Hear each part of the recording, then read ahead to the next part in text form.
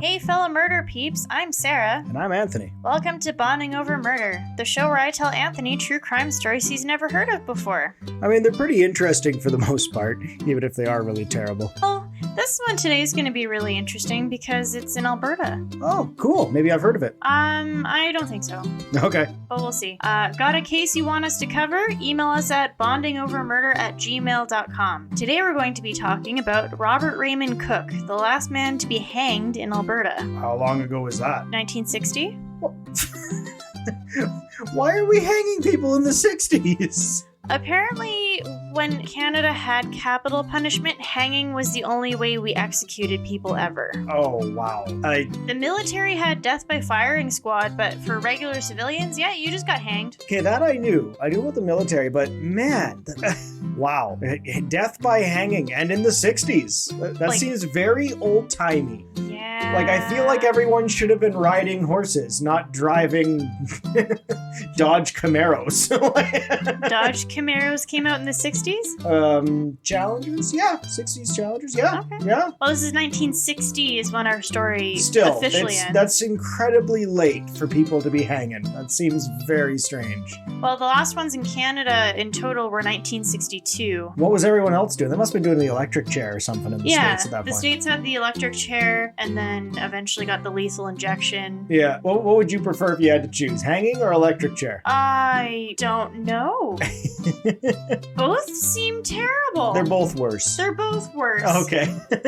I was gonna be like, electric chair or lethal injection? I'd be like, lethal injection, because then I fall asleep, so that's fine. But that wasn't part of the options. Yeah. No, that's why I discluded it. Yeah. Because that's the obvious choice. Of the two traumatics. Yeah, they're both worse. How would I prefer to be executed? Like, how many times a day do you ask yourself that question? I think we all ask it every time we find a moment of silence in the day. How should I be executed?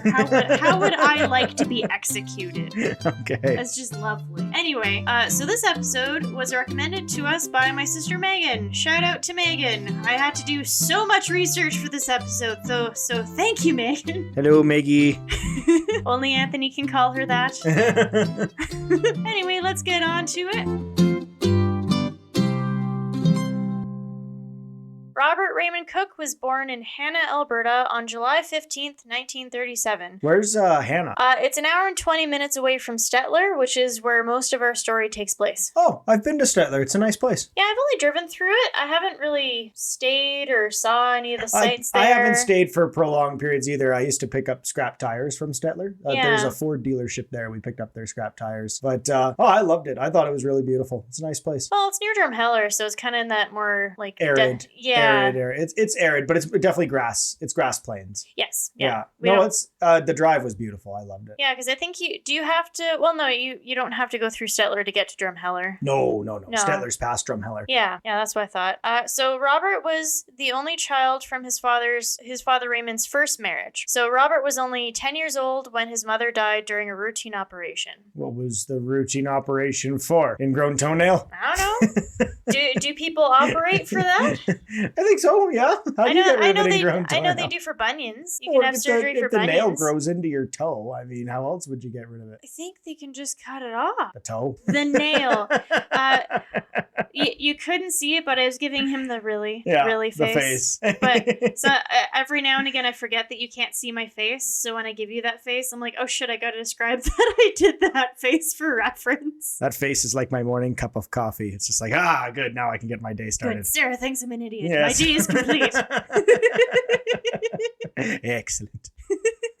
So Raymond, his father, later remarried to Robert's school teacher Daisy Mae Gaspert in 1949 when he was 12. No, yeah, everyone hates getting a stepmom when you're a teenager. I honestly don't think anyone really enjoys their stepmom when you're a teenager. Yeah, like when a step-parent comes in from a younger age, like let's say 4, then it's a little different. You know what? I take it back. I imagine people love their stepmoms when they themselves either don't have a mom or have a really bad mom. But if you already have a perfectly fine mom, mom, the last thing you want is another one. Yeah, that's not doing shade to step parents. Like, no, it's a tough hard, job. It's hard being a step parent. I fully recognize that. Especially hard when it's to one of your students' parents. What? Student? Robert was her student. She was a school teacher. Oh. So his teacher married his dad. Yes. Oh.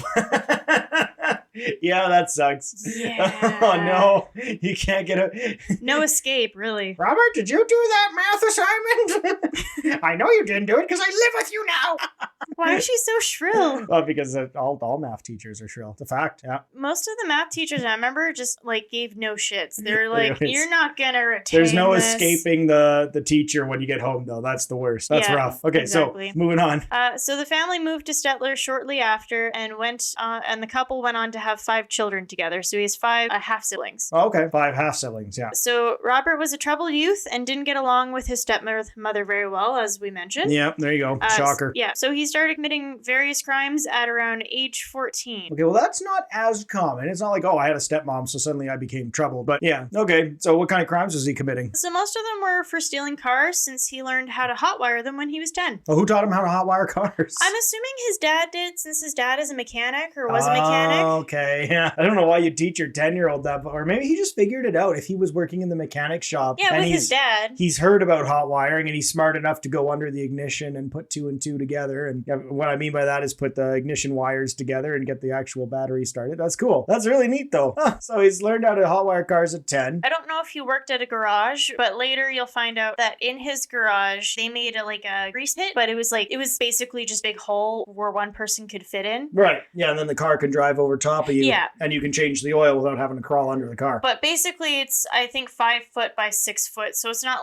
really big. Yeah. It's in the pictures, you can see it's really for one person. Oh yeah, it's the low-tech solution. The high-tech solution, some people install hoists in their garage, which actually lifts the car up above your head. With this lower technology, we just dug a pit in the ground so you could stand underneath the car when it drives over you. Yeah. It's definitely the cheaper option. Yeah. Although I've seen the pictures, I would get so claustrophobic in that grease pit. Oh yeah. It's so tiny. Anyways, so he's a troubled youth and he's stealing cars at 14? Yeah. Okay. But so he was convicted for the first time on November 5th, 1952. He was charged with illegal possession of alcohol and was either to pay a fine of $20, which is $180 Canadian now, or spend 15 days in jail. So obviously they paid the fine. That's really strange. So illegal possession of alcohol, he was underage? That was 14. The problem? So that was his first time getting convicted for something, was the alcohol. I wonder if they had juvie back then, or just because jail time for a 14-year-old? That seems strange. I think jail's a very umbrella term. Yeah, still, the idea of sending a kid to jail for having alcohol on him, that seems really weird. Yeah. I don't know if he stole the alcohol. Yeah. I'm assuming he did because he robs shit all the time in the future. Right. He's a petty thief. He's a petty thief. He's been convicted for what? Illegal possession of alcohol. That's it. Was his first. Not the stealing cars. That comes after. Okay. That's his other charges, but his very first one was the illegal possession of alcohol. Okay. So in between his jail stints, as I said, Robert worked as a mechanic with his father repairing cars. Oh. He was known to be, as they say, car crazy. Okay, so he's kind of a mechanic fanatic. Yeah. The dude's obsessed with cars. Can't look at something without taking it apart and put it back together. I know the type, for sure. Yeah. Okay, so he doesn't sound like that bad of a guy so far. No. So there was no violence on his record, and many described him as being a pleasant person, but a constant liar. Okay. Some people also believed that he would be the next Elvis Presley based on his looks. Do they have anything else to go on other than his looks? I'm gonna say no, but he's pretty good looking. Yeah, but Elvis Presley didn't just walk into a room and say, "Hey, everybody, I'm good looking," and suddenly became an icon. Did he always talk like that, or did he kind of ham up that accent as he got famous? I wonder. Having not known the man myself, I couldn't tell you what he's like in his private time. Well, I'm just curious, Yeah, I'm sure there's some Elvis fanatics out there that can tell you all about his personal life. Yeah. So Robert went to prison again in 1957 for robbing the Bowden Treasury Branch. He served 2 years of his sentence at the Saskatchewan Penitentiary in Prince Albert, which is 5 hours and 45 minutes away from Stettler, and in Saskatchewan, obviously. Well, that seems like a pretty big little heist there. Yep. Yeah.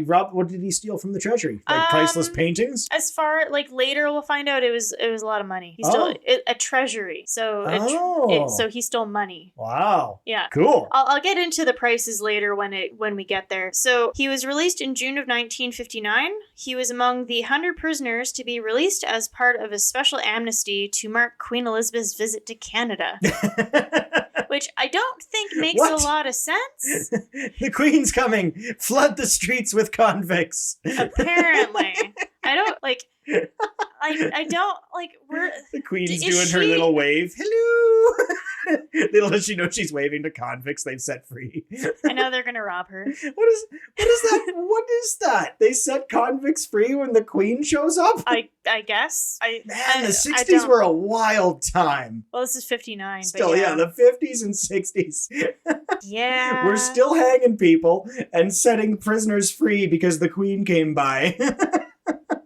Yep, fun times. Right on. All right. So, but he was caught, hey? Like, he didn't successfully rob the treasury? No, he did. He just got arrested for it later. So they caught up with him, but he got away with it at the time. Yes. Okay. Yes, he did, which we'll come back to later. Okay. So on June 27th, 1959, 3 days after being released, Robert returned to Stettler proudly showing off his new 1959 white convertible. Okay. Hold on, where did he get the car from? I'll explain that. But basically, yeah, he goes into the timeline later on when he got the car and how he got the car. So he's out of jail now because the Queen came by. Yes. And he's showing up back in his hometown of Stettler with showing off a new convertible. With a new convertible that he must have just bought or stole or something. Yeah. Okay, cool. Yeah. So RCMP questioned him about the new car, which he claimed that he traded in the family station wagon for it, and also explained that was why he had his father's wallet, because it had the necessary paperwork to transfer it over. So he had his father's wallet too? Yeah, so he had his father's wallet, and he said that his father gave him the family station wagon so he could trade it in for the convertible, which, is why he had his wallet, because it had paperwork for the station wagon. That's one hell of a trade. Must have been trade plus some money. I'm assuming so. Yeah. Okay. So police were acting on a complaint from Edmonton where a dealership claimed that a man named Raymond Cook didn't fill out the paperwork for the convertible. What does that mean, didn't fill out the paperwork? I'm not really sure. Who gave this guy the keys? Or did he hotwire it and take it without filling out the paperwork? Maybe he went for the test drive and then just never came back. Usually the salesman goes with you. I don't know. I didn't get that information. The salesman had to tuck and roll. But they just, they just said that they couldn't, the paperwork wasn't done. That's a little weird. So maybe he just filled it out wrong. Maybe he gave falsified information. Well, he did put his dad's name because they said a man named Raymond Cook, not Robert. Maybe he just falsified information. They said he's a liar. He does lie a lot. So and he's a petty thief. Or maybe a check didn't clear or something. Yeah. Okay. So anyways, so the dealership calls and complains to Stettler police. They just file a report being like, this happened. And then the RCMP noticed earlier that day that he was parading the convertible, and they're like, oh. It's a small town, so they saw him. It's a small town, and, he's known for, robbing and being a petty thief. He's a troublemaker. And for Grand Theft Auto as well. So, so he shows up in a new car, and the police already have their flags up a little bit. Exactly. Yeah, okay. The weird part is, inside the car, police found a box with family documents, including birth certificates, insurance policies, Raymond's marriage certificate, and the children's report cards in the trunk. Children's report cards? So his siblings, the oldest is 9 at this point. Yeah, that's a lot of weird stuff to have in that. When did he get a chance to go and get all that stuff? And why? That's weird. Later it says that he went to the house first, got the station wagon, and then went to get the car, so maybe he got it while he traded the station wagon. Yeah. So he was at his house at some point. Yeah, so... God, that's weird. We go in the timeline later when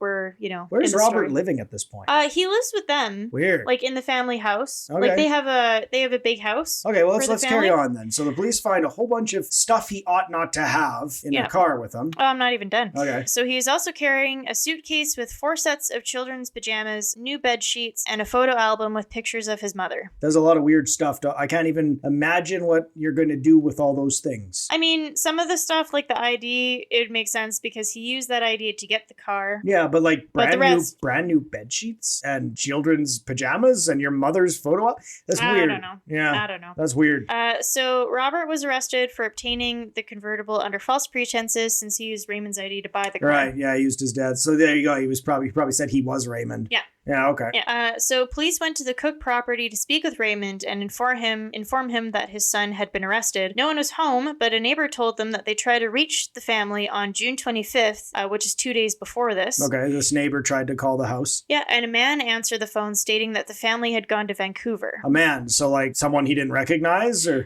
That's what it sounds like. I feel like, if it was one of the family, he'd be like, oh, it would have been, like Raymond or Daisy May answered the phone. Or, yeah, or the son. Or Robert. Robert, yeah. You think he would have recognized? So, okay. So they said. So police found that a little suspicious. So a strange man has now said the family is on vacation. In Vancouver. In Vancouver, okay. Yeah, so police went back to the house on June 28th, 1959, and planned on searching the house for the family because they were a little... weird. Yeah, they were suspicious.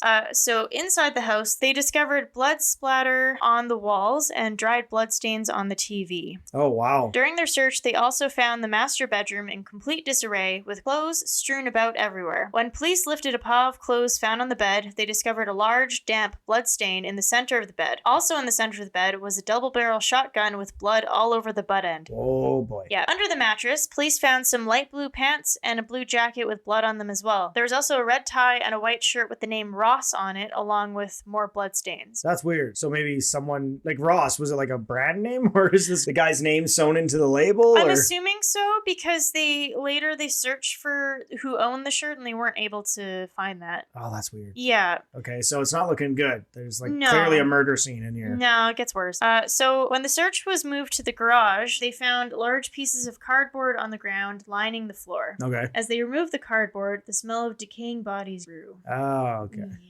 Here they discovered the bodies of Raymond, Daisy May, and their children, Gerald 9, Patrick 8, Christopher 6, Kathy 4, and Linda 3, in the makeshift grease pit that I mentioned before.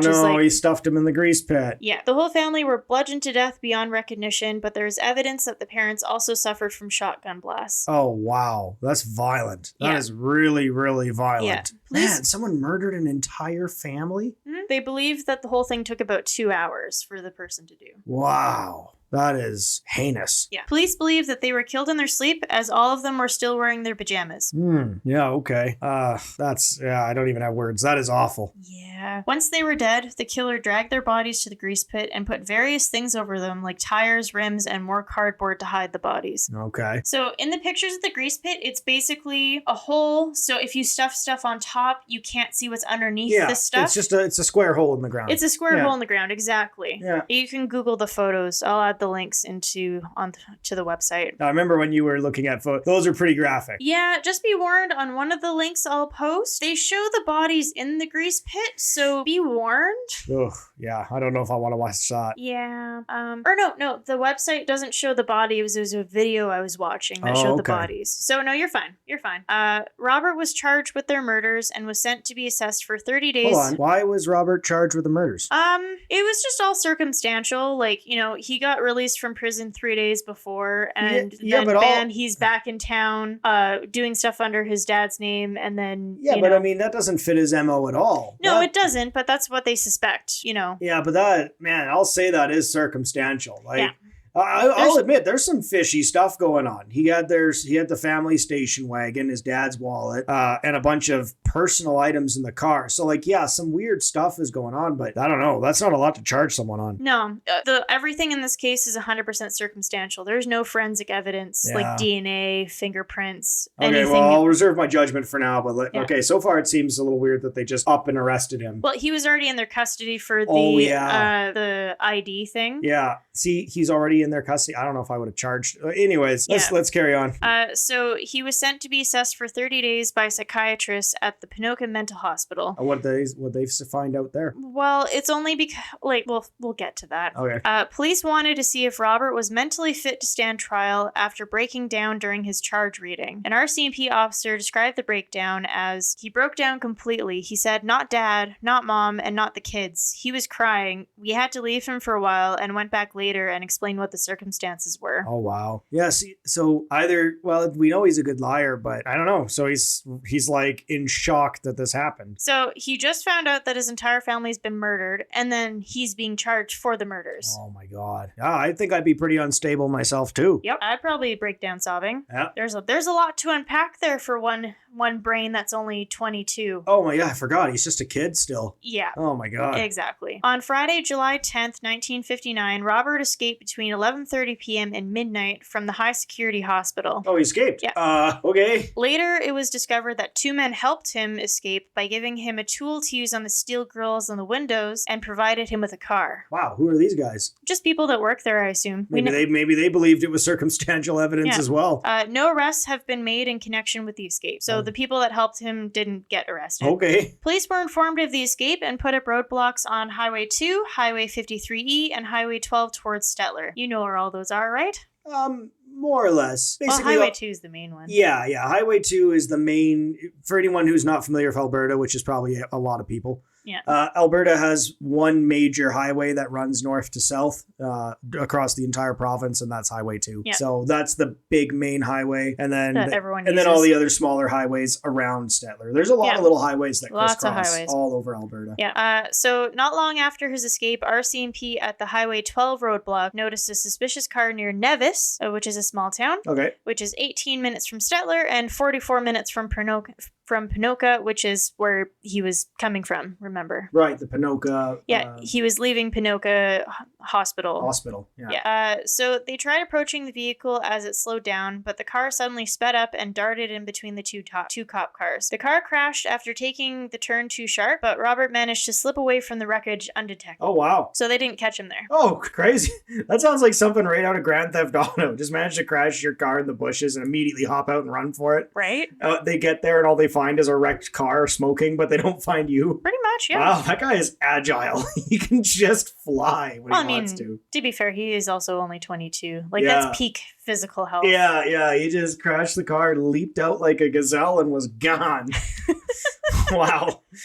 Yeah. So 4 helicopters were sent over the area and the roadblocks were strengthened. Whoa, 4 helicopters in the 50s? Oh man, this was a huge thing. Airplanes were involved. The military got involved. Well, that's where the helicopters would have come from. We didn't have stars or not stars. We didn't have the police helicopters in the 50s. Yeah, no. This is a huge thing. Something else, yeah. This was a huge search party for him. So police believed that Robert was making his way to Stettler to get certain people.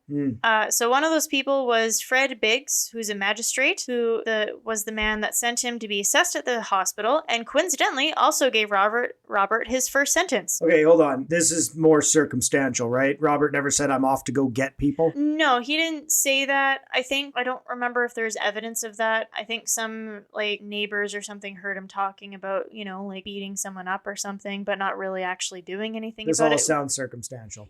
It's all circumstantial again. This entire case is all 100% circumstantial. There is no hard evidence in this case whatsoever. Okay, so they assume that he's going after Fred Biggs, which is the magistrate that sent him to the Ponoka Hospital and also sentenced him for the illegal possession of alcohol the first time.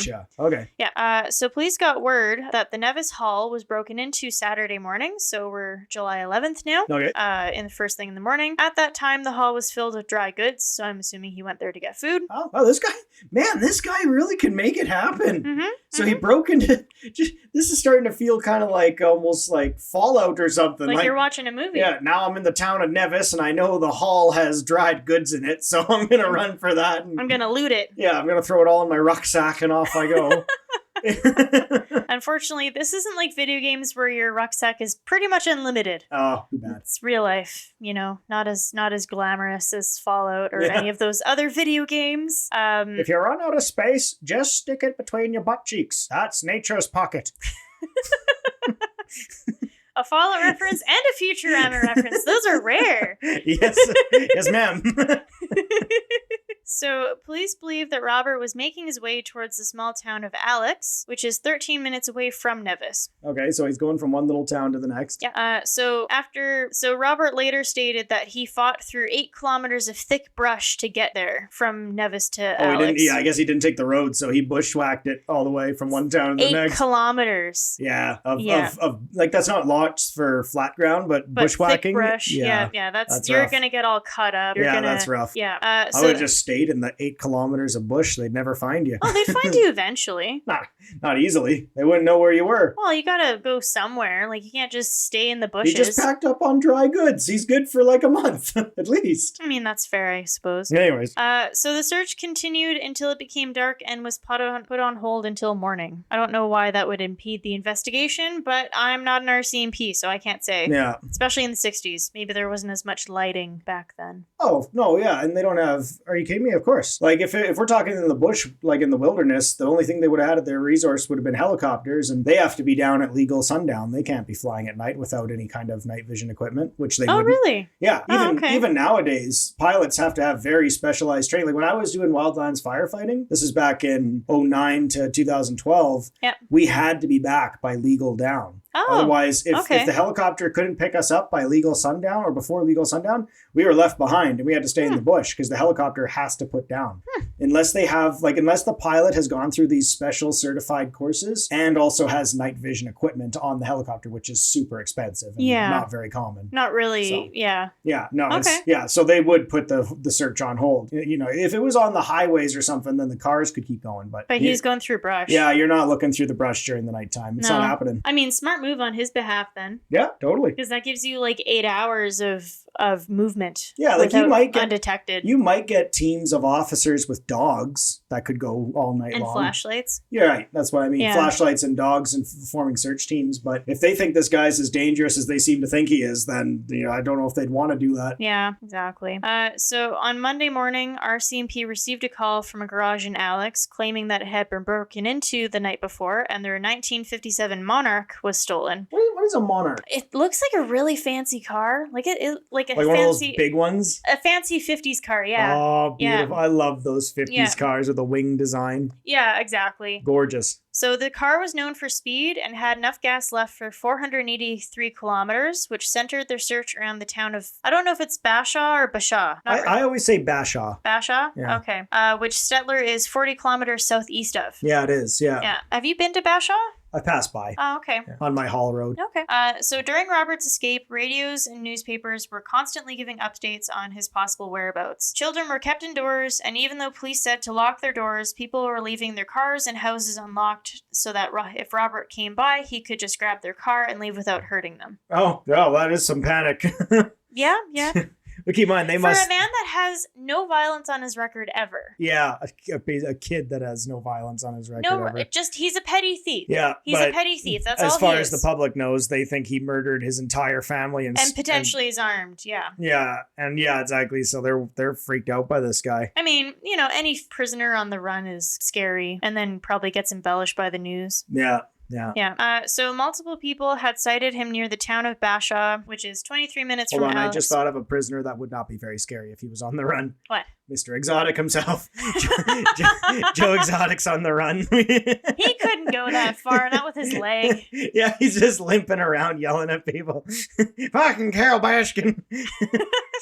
Which, just so everyone knows, you can dress up as Joe Exotic for Halloween. Yeah, we saw his costume in the Party City. Yeah, you've made it in the big times when you yourself are now a costume. the mullet and the mustache and everything. And the purple tiger striped suit and everything, yeah. And his jacket with tassels, you can get that too. The tassels. Anyways, gotta love the tassels. Moving past the escape of Joe Exotic. Which people would not be very scared of. Oh man, that would be entertaining as hell. You would know they would just be like, oh, Carol Baskin's here. He's like, that fucking bitch. That fucking bitch, Carol Baskin. Just get her on the loudspeaker. It'll just draw him out from the bushes. Yeah. He attacks the speakers. Carol Baskin. Carol Baskin. Anyways, moving on. So multiple people had sighted him near the town of Bashaw, which is 23 minutes from Alex and 25 minutes from Nevis, just for reference of location. Okay, fair enough. A man named Norman Duffa called the RCMP and notified them that a man fitting Robert's description was hiding behind his pig farm. Oh, okay. So we're back to pig farms. Pig farm. He's hiding behind my piggy palace. I was about to have guests come over. Get this man out of my piggy palace. I was supposed to have a party. A party at my piggy palace. God. Okay, so the man collapses behind the piggy palace. Behind the Bashaw piggy palace. Oh, God. So when police arrived, they found Robert completely exhausted after spending 84 hours on the run. Oh, wow. When they found him, he was still in his hospital pants. He had no shirt on and was wearing a dark jacket. Okay. So 100 RCMP and 70 armed soldiers, along with airplanes and helicopters, were part of the search for him. Yeah, wow, yeah. I told you he was huge. They were really looking for him. Yeah. So Robert was taken to the Bashaw detachment cell, which is still in place today in the existing fire hall. I believe they have a little museum set up for him there. Oh, okay. Now, actually, which I want to check out. Yeah, that'd be something to see. It's not too far from us. Apparently, they have a piece. Oh, but I'll explain that after. It kind of gives stuff away right now. Okay, well, let's carry on then. So he finally gets arrested and behind the Piggy Palace. Yes.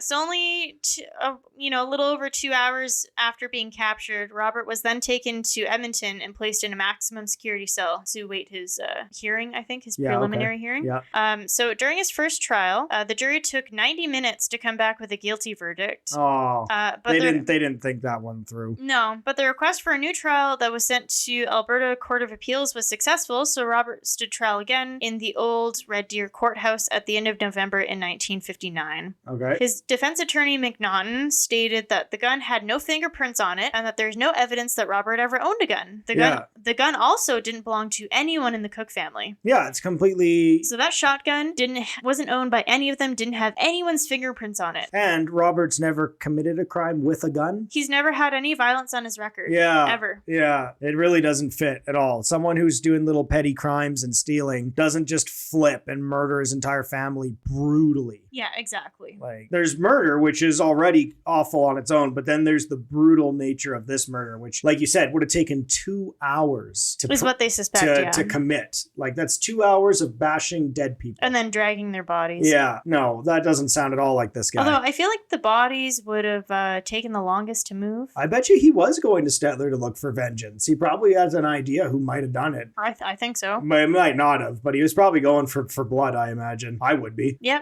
If someone slaughtered my entire family, especially in that manner. Well, especially the children. Who bludgeons children? What the fuck is wrong with you if you're bludgeoning children? Yeah, that's fucked up. Okay, so he got his retrial.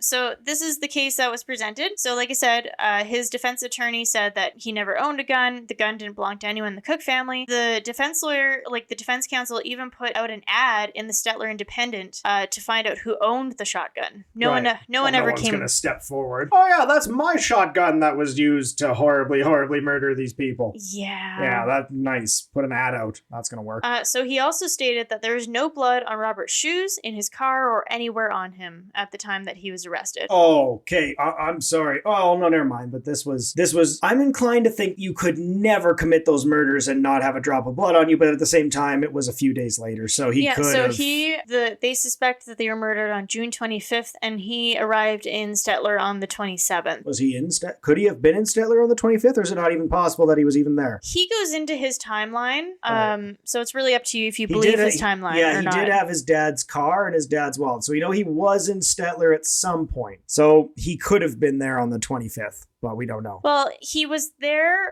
I'll get into it. They also found no cuts or bruises on Robert's hands after he was arrested. So there's no blood, there's no cuts, there's no bruises. Okay, honestly, for me, that's it right there. To me, that's what I would look at and be like, he can't have done it. Well, bludgeoning is a lot of blood. 2 hours of and this. 5 people. Yeah, no. Or 7 people, sorry. No, 7 people. It was already, in my mind, really unlikely that he did it. Now I'm 100% he didn't. Yeah.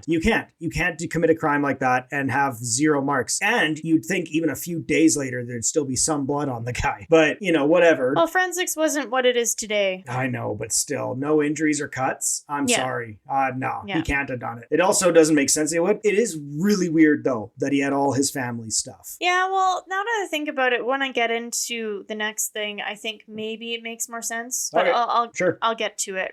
So Robert testified on his trial, and when he was talking about the car, he stated, "They wanted to know how come I was only 3 days out of the penitentiary and had a new convertible. I told them I traded my dad's car in on it." Robert stated that he buried $4,300, which is $38,000 today, Canadian roughly, like $38,623, that he took from the Bowden Treasury. So he stored that, $38,000 in a can about 5 kilometers from Bowden. So 2 days after his release, Robert testified that he stole a car in Edmonton, drove to Bowden, and dug up the money. Oh, okay. Which, $38,000 in a tin can? Nice. Well, $4,300 $400 at that time, but that's what it's worth now. I feel like that used to be a lot more common. I mean, before modern banking and everything kind of like reminds me of Shawshank Redemption. Yeah, exactly. He had his in a can as well. Like a tin. Yeah, exactly.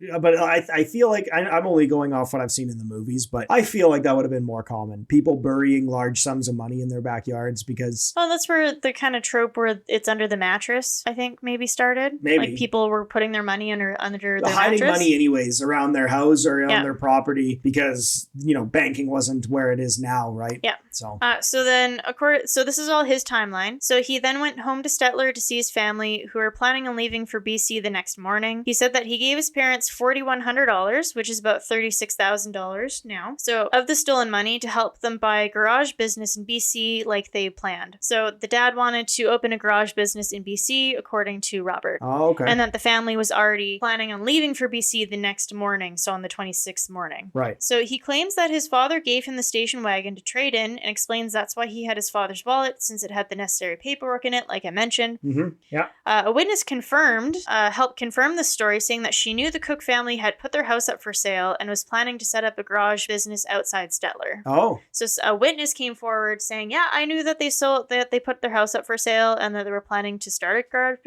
garage business outside Stettler. Okay. So he then left Stettler to trade in the car. Robert testified that early morning on June 26th, he and another person were breaking into dry cleaners in Edmonton. Oh, you see, officer, I couldn't have been there. I was currently committing this crime at the time. Well, that's better than life in prison or being executed. Yeah, that's true. Yeah. I mean, that's still, of all the alibis you had to give, that's not your best, most flattering alibi. You'll go to jail for that one for a couple of years, but, that's not the same as... Could anyone prove that he was actually robbing the dry cleaner? Friends did give him an alibi, but I don't think for that. And that later he picked the convertible up in Edmonton on the afternoon of the 26th. So he was in Edmonton the whole day of the 26th is what he says. Oh, okay. Like I said, friends also gave him an alibi for the period when the murders happened. They didn't tell me what that alibi is, but that they gave him an alibi. So okay. I looked at so many different articles, even from that time period. I did so much research for this. Yeah, you were researching nonstop for this one. This is the most researched episode I've done. Oh, we're carrying on. We're like 42 minutes in. This is a long one. We've actually got a lot of information to cover. Mind you, that's pre-editing, but So you guys are probably like, it's not 42 minutes. Yeah. It's like, what are you doing? We've cut a fair amount of shenanigans at this point. Yeah, I stutter a lot, but that's okay. Sometimes I fart. You make farting noises, but that's Anyways, different. moving on. Robert also testified that he returned to Stettler from Edmonton around 7 p.m. on June 27th, and only after driving up and down Main Street showing off his new car did he go home. Okay. He called for his family, and when he got no answer, he assumed that they had gone through with their plans of going to BC. He then drank a beer and then returned to Main Street, which is when he was questioned by RCMP. Oh, so he was in his house with his entire dead family and had no idea because they were in the grease pit. Yeah. Oh, that's rough. I know. Yeah, when I read that, I was like, they're... Yeah, that's rough. I mean, wouldn't he see the blood splatter, though? Oh, right. The whole murder scene. Yeah. That kind of goes against his story a bit, doesn't it? I didn't think about that until now. Oh, wow. What a twist.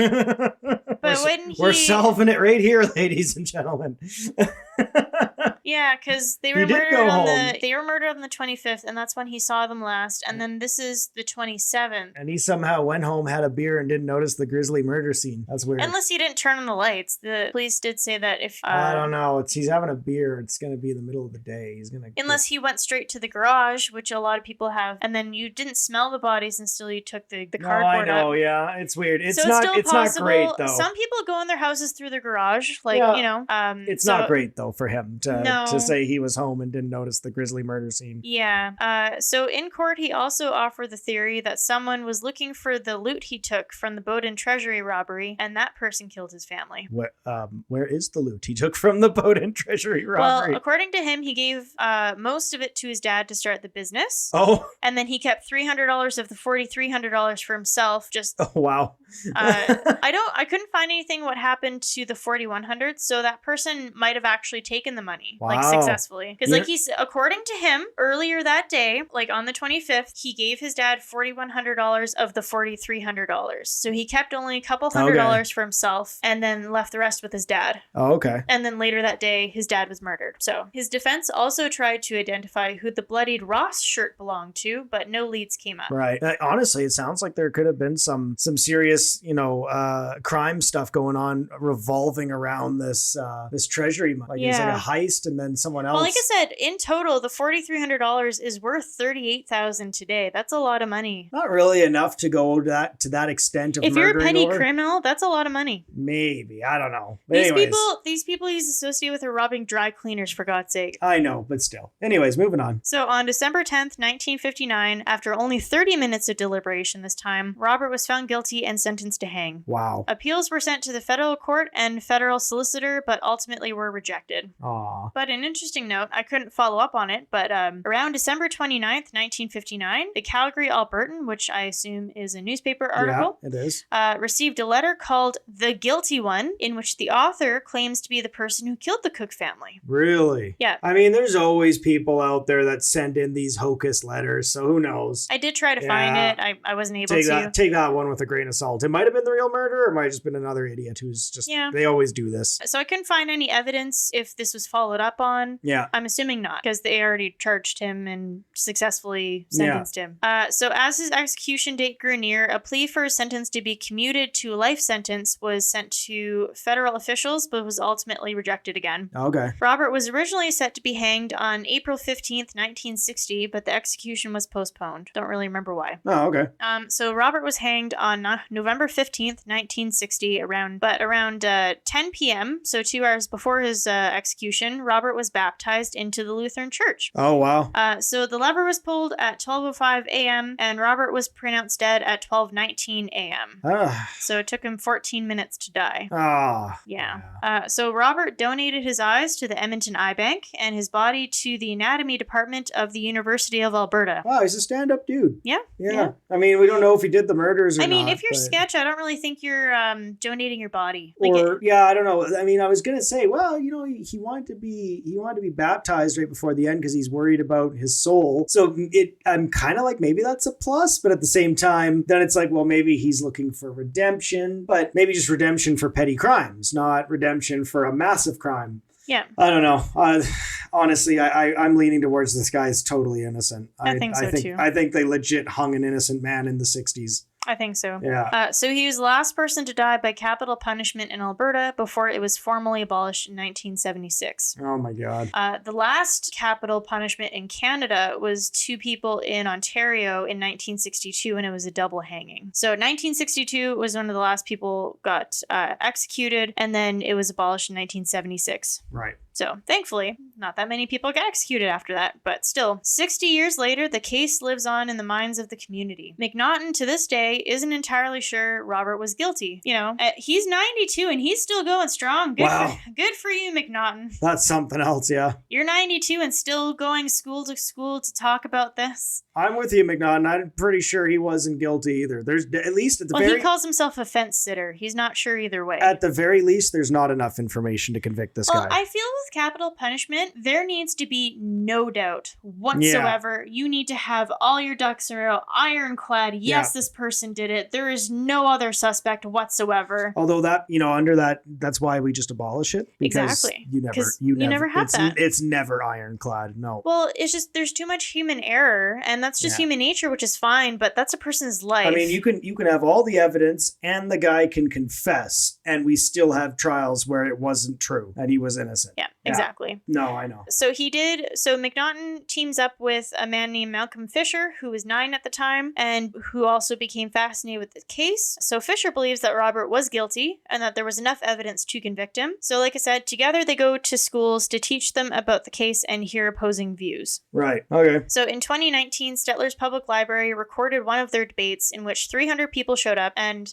you can find a copy of it online. I found like a couple minute video of it. Oh, cool. It was really interesting. interesting to see the debate. Yeah. So also, a poem that Robert wrote while in prison was found decades later and was in the possession of one of the guards at the prison he was at. Okay. I don't expect you to read out the whole poem, but what's the gist of it? I'll read out the last stanza. They'll measure me, they'll weigh me, they'll put a black hood on my head. Then they'll pull that lever and I'll soon be dead. You people of the world take note, the innocent do die at the end of a rope. Oh, wow. See? That's powerful. Yeah. No. I'm sorry. No. I know a poem isn't evidence, but I'm really on the he didn't do it side. He's completely acting like an innocent, scared 22-year-old. Well, he died when he was 23. Right. But you know what I'm saying? Yeah. Like honestly, petty crimes, yes.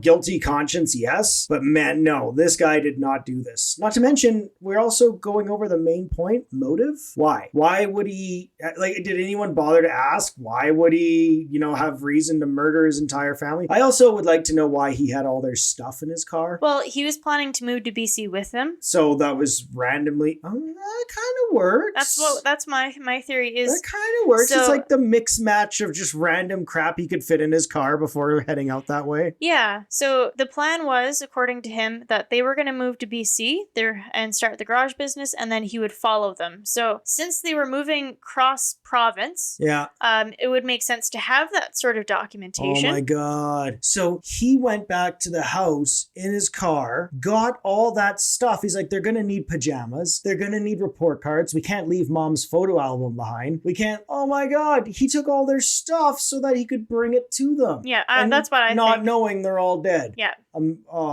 This guy's innocent, guys. I swear, we hung an innocent guy in the 60s. Yeah. This is ridiculous. Well, the first two lines of the beginning really get me too. I know I'm not guilty, but what can I do? The jury just guessed that crime I did do. He's not a great poet. He's mostly just rhyming, but yeah, About the jury just guessing. Yeah. Yeah. Awful. So long story short, a dude from Stettler was charged with murdering his family and immediately escaped from his cell, then was hanged in 1960, which is way too late to be hanging people. Way too late. Way too late. The old-timey. Well, that's like, when I think hanging, I think medieval, No, I don't think medieval. I think more like the Wild West. You know what I mean? But still, we're talking like 1800s. Yeah, exactly. Exactly. So, funny side note. So, remember when he was caught? Yeah. That he was wearing hospital pants, a dark jacket, no shirt? Sure. I found a quote that says something different, and I don't know if it's true, but it's funny. Okay. So, an RCMP described Robert when they found him as, he had no weapons, no shirt, carrying 2 coats, and was wearing women's boots with a jug of water and a black floppy hat. I'd like to know that story. I don't know if that's true because the other articles said that he was wearing what I mentioned earlier. That one cop was stoned out of his mind. He was wearing a big floppy hat and birds were flying all around him. And these fucking lizards. There were lizards everywhere. Because it really makes more sense for him to be wearing hospital pants and a jacket. The one cop saw something completely different. I don't know. Fantastic. I don't know. Okay. So thank you for listening to our podcast. Check out our website, bondingovermurder.info, and find us on Instagram at bondingovermurderpodcast to just get info on our new episodes and see what we're doing. Our next episode will be out October 26th. Also, don't forget to follow us wherever you listen to your podcasts. We're currently on Spotify and Google Podcasts. You can also find us on our RSS feed on our website. Bye. Bye.